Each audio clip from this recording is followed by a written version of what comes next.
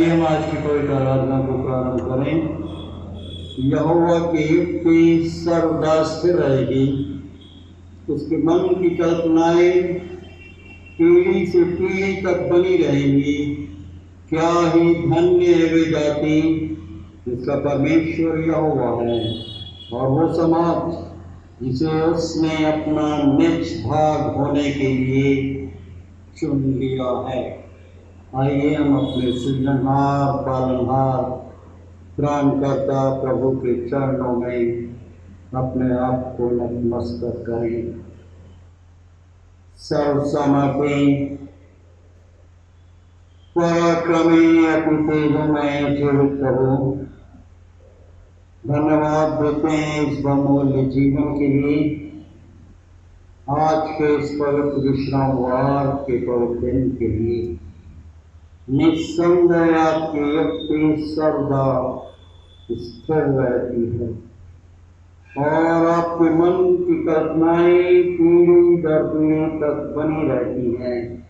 और क्या ही धन्य है वे जिसका परमेश्वर यहोवा हो और वो समाज जिसे उसने अपना निज भाग करके चुन लिया है। निस्संदेह हमने नहीं परंतु आपने हम में से हर एक को चुन लिया है कि हम एक फलदायी जीवन व्यतीत करें।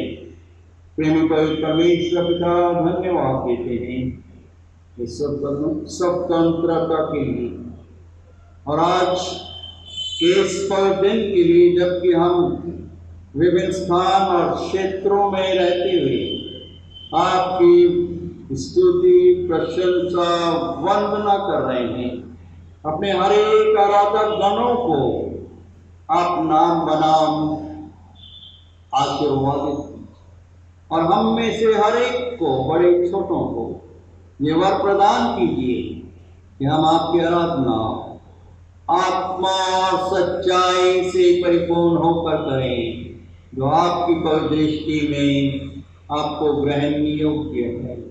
ये प्रार्थना हम अपने प्रिय पिता, पुत्र और पवित्र आत्मा के नाम में होकर मांगते हैं। सुनिए और ग्रहण कीजिए दया के सागर। आमीन।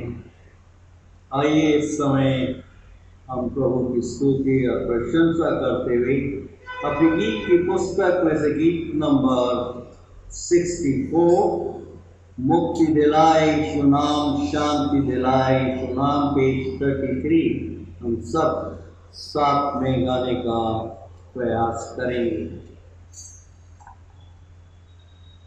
मुक्ति दिलाए यीशु नाम, शांति दिलाए यीशु नाम, मुक्ति दिलाए यीशु नाम, शांति दिलाए यीशु नाम। यीशु दया का बहता सागर, यीशु दया का बहता सागर, यीशु है दाता महान, यीशु है दाता महान। मुक्ति दिलाए यीशु नाम, शांति दिलाए यीशु नाम, मुक्ति दिलाए यीशु नाम, शांति दिलाए यीशु नाम। हम सबके पापों को मिटाने, हम सबके पापों को मिटाने यीशु हुआ बलिदान, यीशु हुआ बलिदान। मुक्ति दिलाए यीशु नाम, शांति दिलाए यीशु नाम, मुक्ति दिलाए यीशु नाम, शांति दिलाए यीशु नाम। क्रूस पर अपना खून बहाया, क्रूस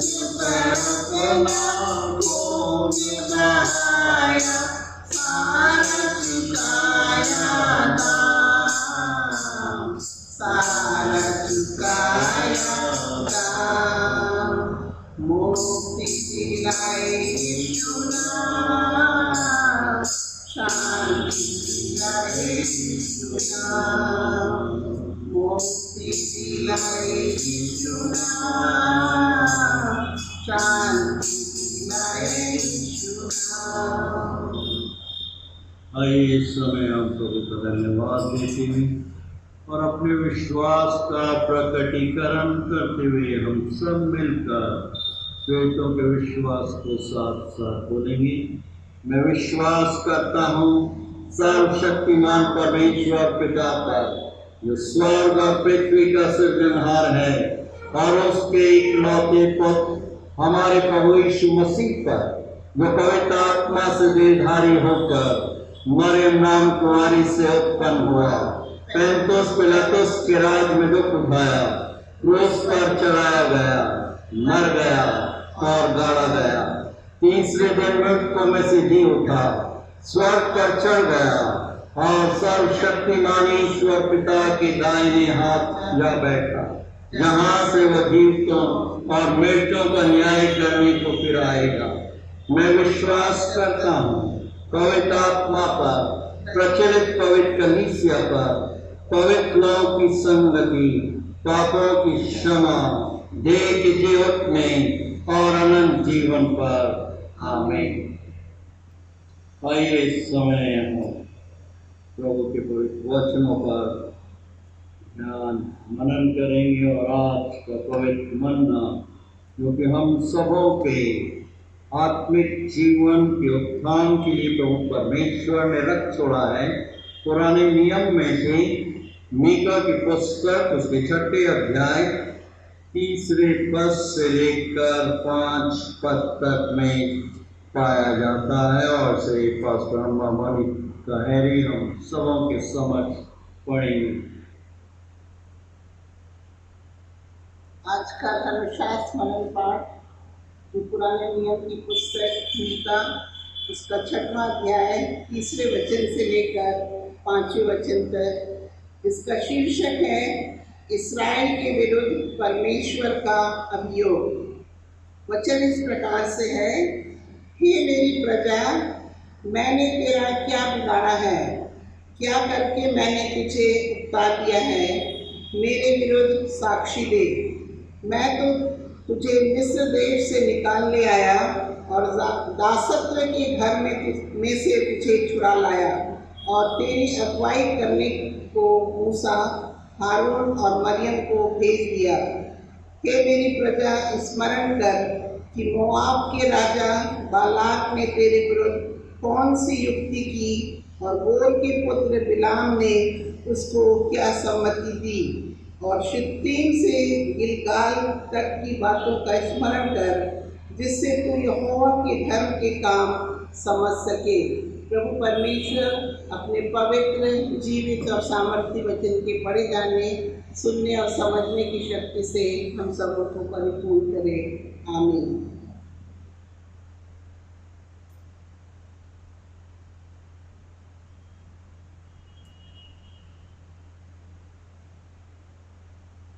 आइए इससे पहले हम वचनों पर कुछ क्षणों के लिए ध्यान और मनन करें, तो उसे आशीष की प्रार्थना मांगे। समर्थी जीवित पराक्रमी तेजों में प्रभु, धन्यवाद देते इन शांत क्षणों के लिए, आज के इस पवित्र विश्रामवार के पवित्र दिन के लिए।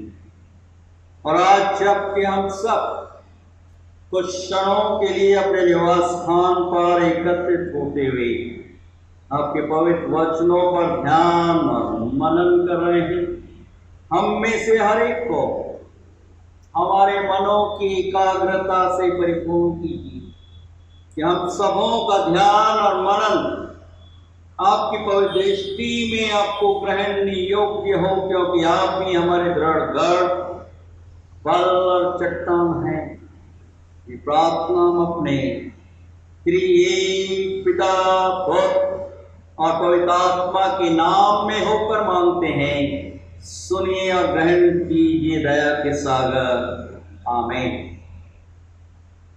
प्रभु यीशु के सामर्थ्य पवित्र नाम में आप सबों का हार्दिक स्वागत और अभिनंदन करता हूँ। मीका की पुस्तक उसका 6वां अध्याय 30 पद से लेकर 5 पद तक जो पवित्र वचन हम सबों के समक्ष पढ़ा गया, मैं कुछ क्षणों के लिए आप सबों के साथ इस अध्याय के 6 अध्याय के 5 पद के प्रथम भाग पर ध्यान और मनन करने का प्रयास करूंगा, जो इस प्रकार से है। हे मेरी प्रजा, स्मरण कर, oh my people, remember now. निस्संदेह हे मेरी प्रजा, स्मरण कर, दर्शा रहा है, प्रकट कर रहा है प्रभु परमेश्वर के अद्भुत, महान और अतुल्य प्रेम के लिए,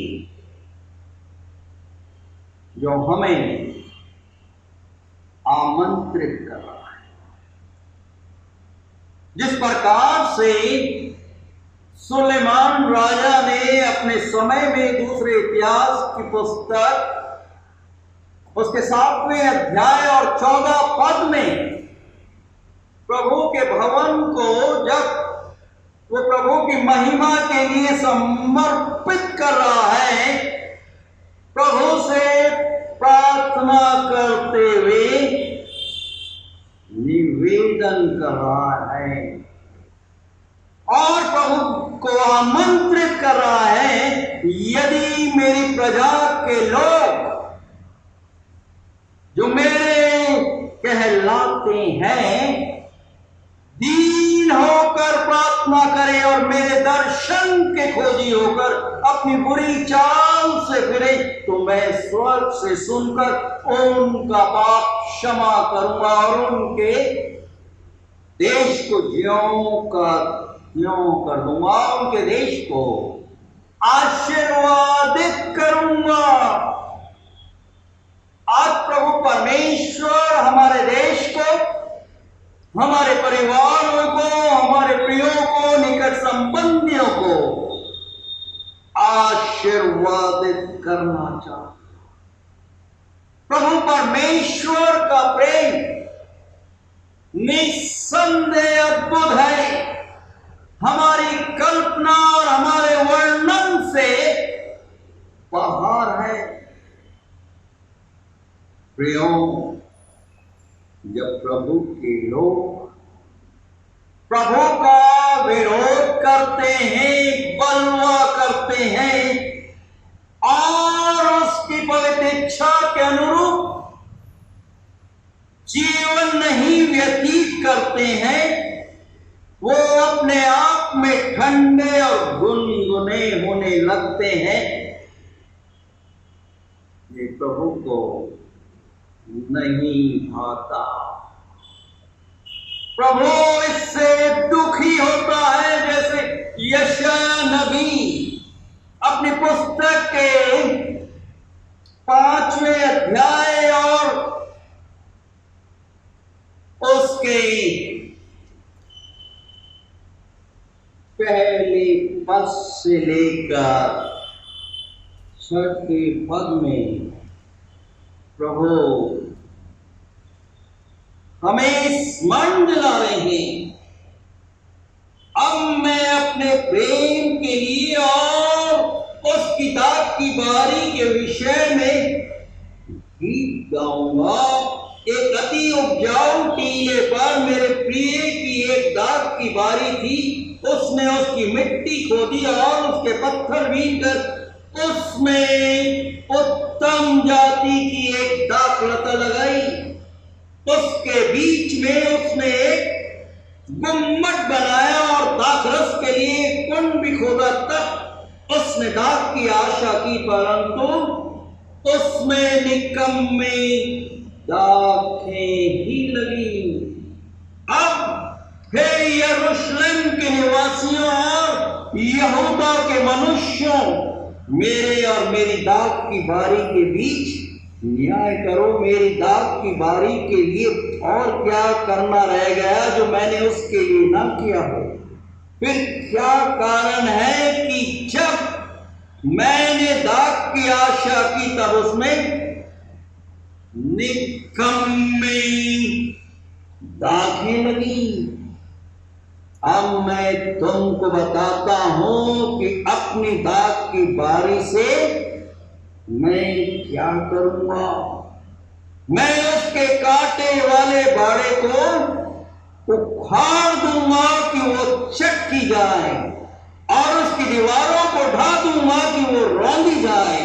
मैं उसे उजाड़ दूंगा, वो ना तो फिर छाटी और ना खोदी जाएगी, और उसमें भांति भांति के कटीले पेड़ उगेंगे। मैं मेघों को भी आज्ञा दूंगा कि उस पर चलना बरसा। एक चेतावनी। प्रभु परमेश्वर अपने लोगों को चिता रहा है, उनकी दृढ़ और अटल प्रतिज्ञाओं को, अपने लोगों को संबोधित करते हुए प्रभु परमेश्वर स्मरण दिला रहे हैं। 7वें पद में यशायाह नबी की पुस्तक उसके 5वें अध्याय में, क्योंकि सेनाओं के यहोवा की दाख की बारी तो इज़राइल का घराना है, उसके विश्वासी लोग हैं, और उसका प्रिय पौधा यहूदा के लोग हैं, और उसने उनमें न्याय की आशा की, परंतु अन्याय दिखाई पड़ा। उसने धर्म की आशा की, धार्मिकता की आशा की, परंतु से चिल्लाहट ही सुनाई पड़ा। क्यों? क्या ये आज के वर्तमान समय को दर्शा रहा है, प्रकट कर रहा है? स्वयं प्रभु यीशु जी ऊपरी कोठरी में से अपने शिष्यों के साथ सलीबी मौत के लिए अपने कदम आगे बढ़ा रहे थे। दाख की बारी में प्रवेश करते हुए बोल रहे हैं यूहन्ना उसके 15 अध्याय में और उसके पहले पद में प्रभु यीशु जी बोल रहे हैं कि सच्ची दाखलता मैं हूं और मेरा पिता किसान है, और दूसरा पद, जो डाली मुझ में और नहीं फलती वो उसे काट डालता है। आमंत्रित कर रहे हैं तुम मुझ में बने रहो 4 पद में, और मैं तुम में जैसे डाली यदि दाखलता में बनी ना रहे तो अपने आप में नहीं फल सकती, वैसे ही तुम भी यदि मुझ में बने ना रहो तो नहीं फल सकते। यहां पर मीका नबी स्मरण दिला रहे हैं प्रभु परमेश्वर की वेदना को, कि प्रभु परमेश्वर के लोगों ने प्रभु के प्रति विद्रोह किया, दे बिकेम रिबेलियस। यहां पर मीका नबी कुछ सुझाव दे रहा है। क्या बोल रहे हैं? 6 अध्याय और उसके 5वें पद में, हे मेरी प्रजा, हे मेरे लोगों, स्मरण करो कि किस प्रकार से प्रभु परमेश्वर ने तुम्हें बंधुआई में से छुटकारा प्रदान किया मिस्रियों के हाथों से, और अपने घराने, अपनी संतान होने का अधिकार प्रदान किया कि वो धर्म के मार्गों में अगुवाई करता है।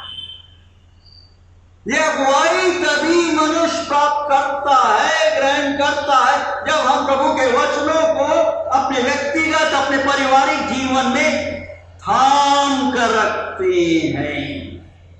और इसी कारण प्रभु यीशु बोल रहे हैं यूहन्ना उसके 14 अध्याय में, उसके 6 पद में, कि मार्ग, जीवन और सच्चाई नहीं।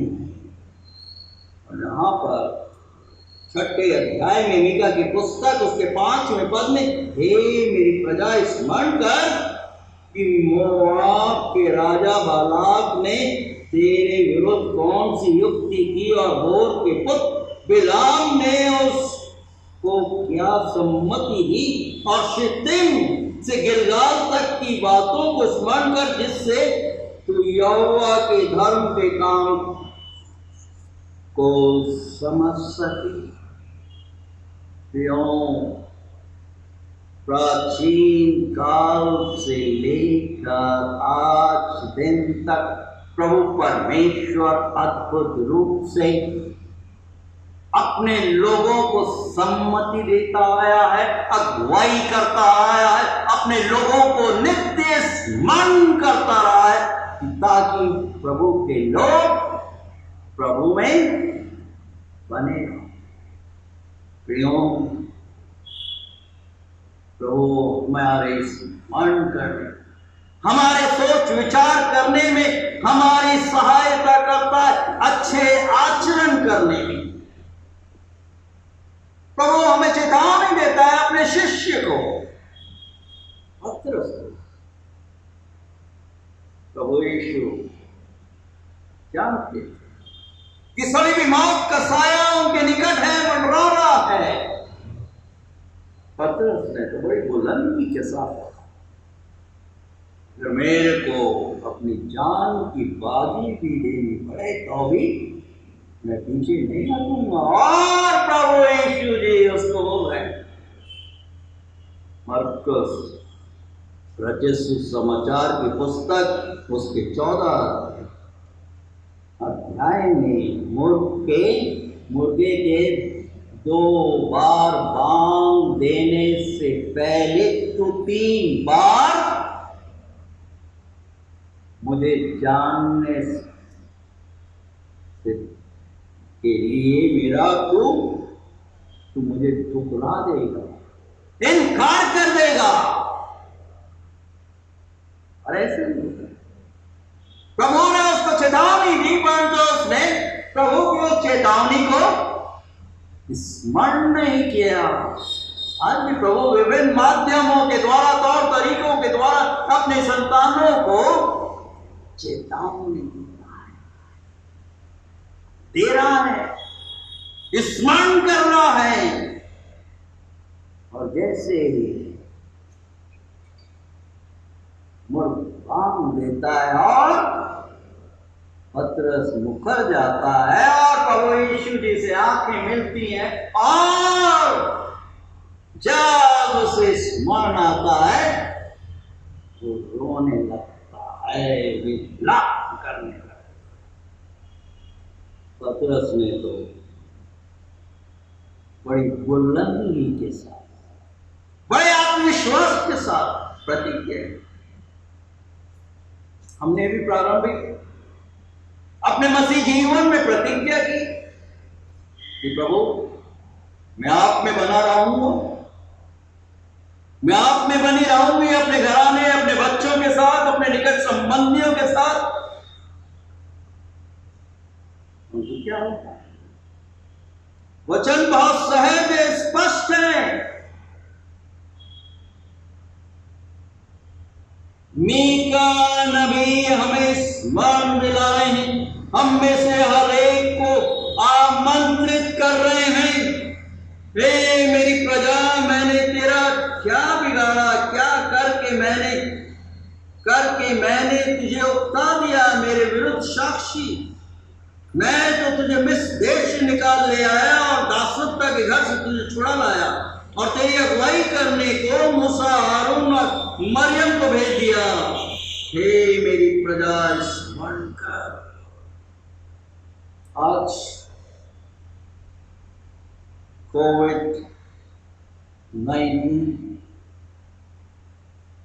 कोरोना ने पूरे संसार को राम मचा रखा है।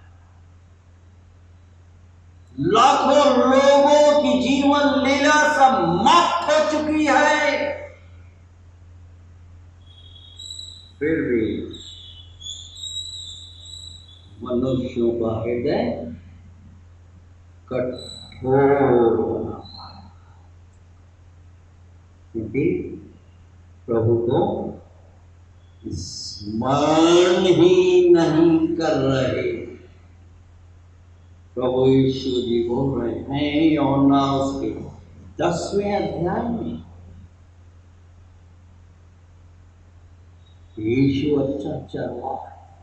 एक अच्छा चरवाहा के रूप में तिब्रियास झील के किनारे प्रभु यीशु स्वयं अपने आप को, अपने पुनरुत्थित शरीर को पतरस के समक्ष साक्षात रूप से प्रकट करते हुए बोलते हैं, क्या तू मुझसे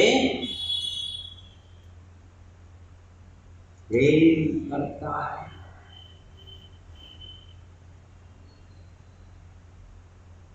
प्रभु यीशु 3 बार पूछे, एक बार नहीं जानते थे कि पतरस ने क्या किया, और उसे अपने से मिलाने के लिए एक सच्ची दाखलता के रूप में प्रभु उसके जीवन को पुनः स्थापित करना, रेस्टोरेशन। ये तभी संभव है जब पत्र बोलता है, अंगीकार करता है, प्रभु जी आप तो सब कुछ जानते। आज हर एक व्यक्ति विशेष को प्रभु को स्मरण करना है और बोलना है, प्रभु जी आप तो मेरा उठना बैठना सब कुछ जानते हैं, आपकी पवित्र नजरों से मेरा कुछ भी छिपा हुआ नहीं है। और यही कारण है कि प्रभु यीशु बोल रहे हैं यूहन्ना उसके 10वें अध्याय में, और उसके यूहन्ना रचित सुसमाचार की पुस्तक 10वां अध्याय 7वां पद, यीशु अपने शिष्यों से, हम सबों से बोल रहे हैं कि मैं तुमसे सच सच कहता हूं, भेड़ों का द्वार मैं हूं। 9वां पद, द्वार मैं हूं, यदि कोई मेरे द्वारा भीतर प्रवेश करे तो उद्धार पाएगा और भीतर भर आया जाया करेगा और चारा पाएगा। सिर्फ प्रभु यीशु ही अच्छे चरवाहा हैं। जब हम उसके पीछे चलते हैं, उसकी प्रतिज्ञाओं को थाम कर रखते हैं, प्रभु यीशु जी सब कुछ प्रदान कर। निसंदेह कोविड-19 और आर्थिक परिस्थितियां झकझोर रही हैं, विचलित कर रही हैं। प्रभु यीशु जी बोल रहे हैं मत्ती उसके 6वें अध्याय और उसके 33वें पद में कि तुम मेरे राज और धन की खोज करो तो मैं तुम्हें सब कुछ दूंगा, सब कुछ।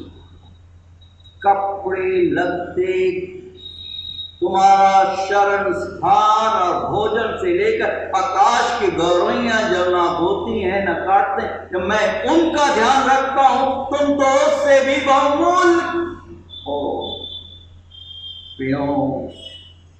आज सबसे अति महत्वपूर्ण प्रश्न है, मैं और किसकी भेड़ें? प्रभु यीशु जी तो अच्छे चरवाहा हैं, और यहाँ पर प्रभु यीशु बोल रहे हैं अच्छा चरवाहा मैं हूं। 10वां अध्याय 11 पद, अच्छा चरवाहा मैं हूं, अच्छा चरवाहा अपनी भेड़ों के लिए अपना प्राण दे देता है। प्रभु यीशु जी ने तो अपना प्राण दिया, अपना रक्त बहाया, तीसरे दिन मृतकों में से जीवित उठे और पुनः जो लोग भ्रमित हो गए थे, जिनके व्यक्तिगत जीवन में डिरेलमेंट हो गया था, प्रभु ने उन्हें दोबारा पुनः स्थापित कर दिया। शिमोन पतरस को शाऊल जो पौलुस के रूप में प्रेरित बन हुआ, प्रभु ने उसे पुनः स्थापित किया और यही परिवर्तित मनुष्य बोल रहा है कि जो प्रभु यीशु मसीह में है वो एक नई रचना, पुरानी बातें समाप्त हो गई। आज सबसे अति महत्वपूर्ण प्रश्न मेरे और आपके समक्ष समाप्त कर रहा हूं कि हम किसकी भेड़े हैं। आप सब जानते हैं हमारे संसार में, ऑस्ट्रेलिया राष्ट्र में, जहां पर भेड़ को पाला जाता है, वहां का प्रमुख व्यवसाय है। और एक समय की सच्ची घटना है मानसिक पटल पर, एक व्यक्ति विशेष दूसरे व्यक्ति एक भेड़ की चोरी कर देता है और जाकर मुकदमा दायर कर देता है और आरोप लगाता है, और उस आरोप में वो साफ साफ इनकार कर देता है कि मैंने भेड़ की चोरी नहीं की। दूसरे को आरोप लगा रहा है, वो बोला कि मैंने चोरी ही नहीं की। न्यायाधीश बड़े कष्ट में दोनों दावेदार हैं। ऐसी परिस्थिति में न्यायाधीश आप जानते हैं क्या करते हैं? पहली बार प्रभु से प्रार्थना करते हैं, प्रभु से बोलते हैं, प्रभु जी मुझे दिशा निर्देश प्रदान कीजिए कि मैं न्याय दे सकूं, सही न्याय दे सकूं। और पहली बार उस कोर्ट में दोनों दावेदारों के समक्ष जो भेड़ जिस पर दोनों दावे कर रहे थे, कोर्ट के अंदर बुलाई जाती। कोर्ट के अंदर दोनों दावेदार खड़े हुए। पहले दावेदार से न्यायाधीश बोल रहे हैं, आप बुलाओ अपनी भेड़। भेड़ तो पर्दे के पीछे है। दोनों दावेदार अपने कटघरे में हैं। पहला दावेदार जो बड़ी बुलंदी के साथ बोल रहा था, पुकारता है, चिल्लाता है।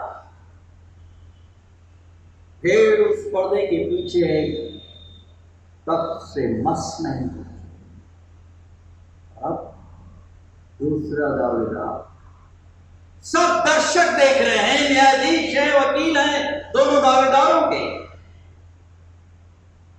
और ये दूसरा दावेदार जिसकी आंखों में आंसू है, बड़ी विनम्रता और प्रेम के साथ आप जानते हैं अपनी प्रिय भेड़ का नाम, जिसका नाम उसने डेजी रखा, बड़े प्रेम के साथ पुकारता है और पर्दे से पीछे से निकल कर बाहर अपने स्वामी के पास आ पहचान।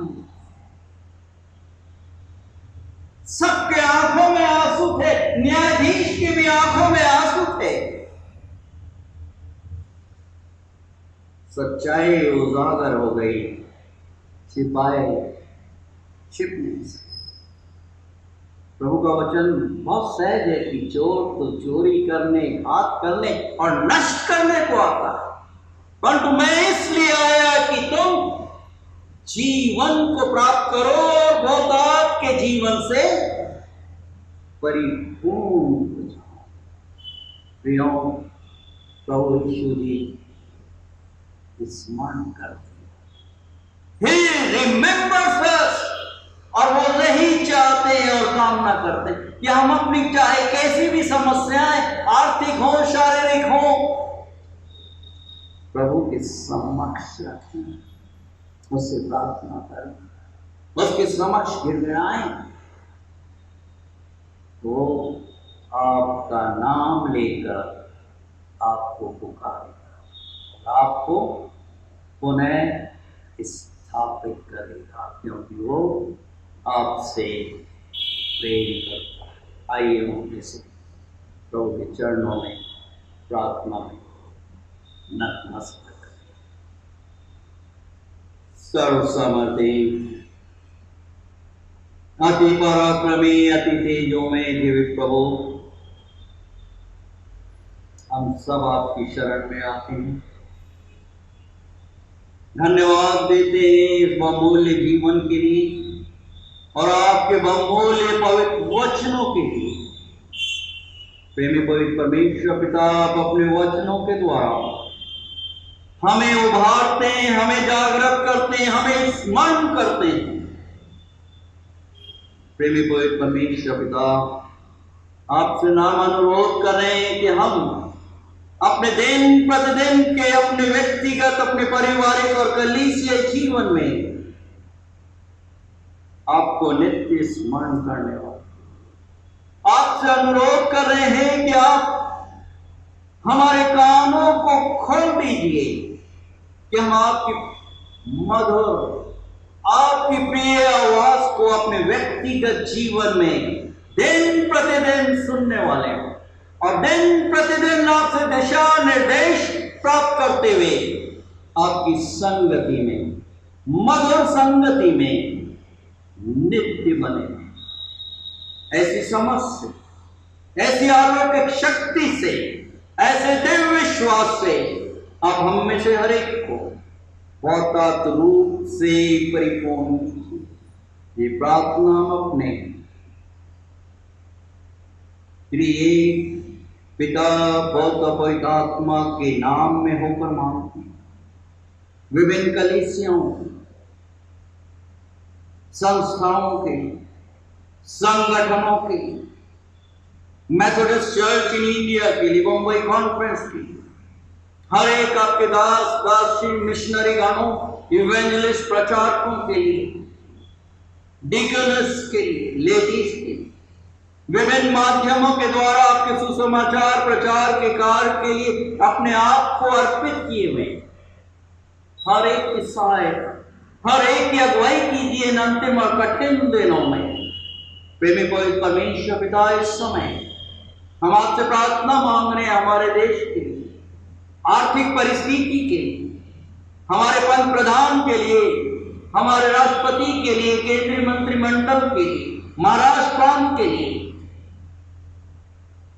मंत्री मंडल के सदस्यों के, पंत प्रधान के, जो उथल पुथल मची हुई है, शांति स्थापित हो। आप शांति के दाता, अद्भुत युक्ति करने वाले पराक्रमी परमेश्वर, सहायता की, दया की, अगुवाई, हर एक गलत कृत्यों को आप क्षमा कीजिए। इस समय प्रार्थना मांगते हैं हमारे देश के विभिन्न प्रांतों में जबकि बाढ़ आई है, भू संकुलन हो रहा है, असंख्य लोग बेघर हो चुके हैं, आप उन्हें पुनः स्थापित कीजिए।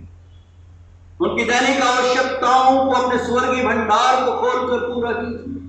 कोविड-19 कोरोना से संक्रमित हर एक पेशेंट्स की चंगाई के लिए प्रार्थना मांगते हैं, देश और विदेश में, और विशेष रूप से हमारे महाराष्ट्र प्रांत में हर एक doctors team, compounder, nurses, ward boy, सफाई कर्मचारियों की सहायता रक्षा कीजिए कि प्रेमी पवित्र परमेश्वर पिता, आपके लोग जबकि उनको मेडिकेशन दिया जाता है वो चंगाई प्राप्त कर सके।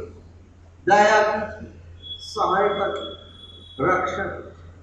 हर एक पुलिस अधिकारी गणों के लिए प्रार्थना मांगो जो हमारे देश में, महाराष्ट्र प्रांत में कानून और व्यवस्था को लेकर आम नागरिकों को नियंत्रित करते हैं।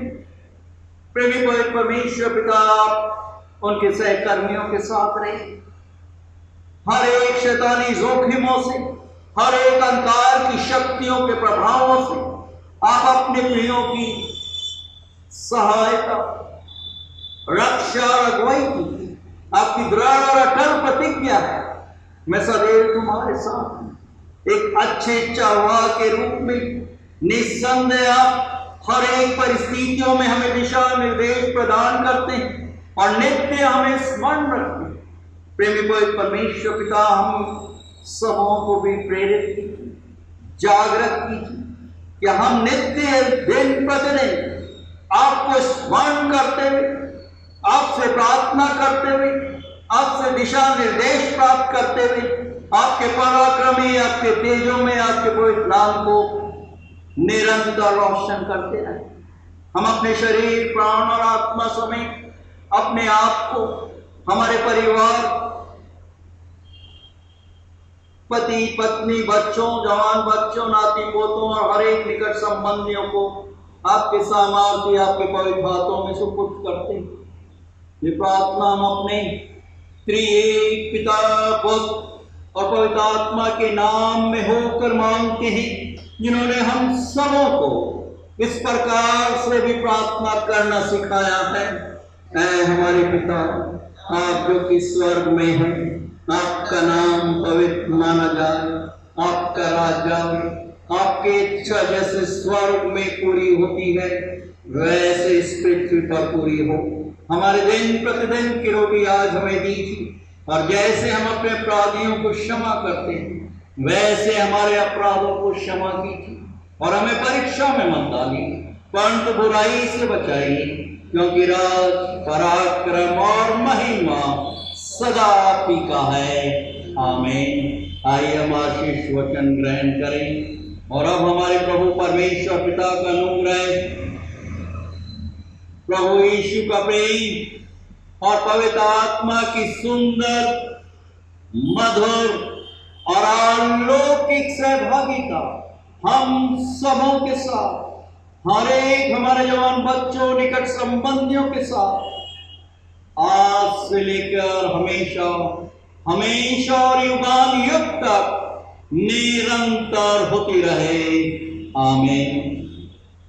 धन्यवाद, धन्यवाद, धन्यवाद, सारी आशीषों की सोती धन्यवाद, धन्यवाद, धन्यवाद, धन्यवाद, सारी आशीषों की सोती धन्यवाद, सारी आशीषें